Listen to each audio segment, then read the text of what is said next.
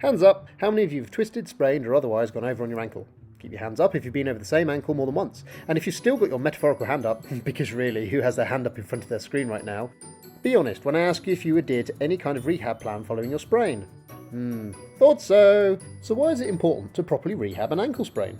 Well, first, some stats for you. According to the BMJ in 2003, ankle sprains made up 3 to 5% of all attendances to the emergency departments in the UK, about 5,600 ankles a day. That obviously doesn't take into account ankles that are either seen in private practices or simply treated at home. A sprain is damage to a ligament, as opposed to a strain, which is damage to a muscle.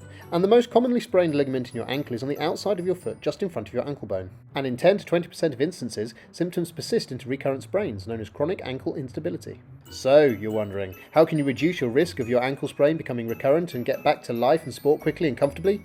Rehab it properly! There is a substantial volume of evidence that exercise therapy is effective at reducing the risk of recurrent ankle sprains, and these exercises fall predominantly into two types, neuromuscular and proprioceptive. Neuromuscular is a fancy way of saying let's get the right muscles active at the right time with the right power to properly control our movement.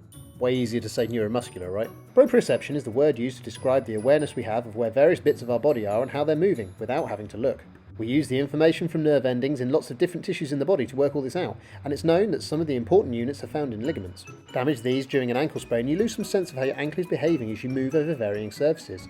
Do nothing to improve upon the situation, you leave yourself at high risk of a repeat injury. However, doing proprioceptive rehab work such as balance and control exercises has been shown to significantly reduce the rate of re-injury. So if you've sprained your ankle, either recently or in the past, start by practicing your balance skills at home, and then seek some advice on ways to build your ankle stability to reduce the risk of it occurring again.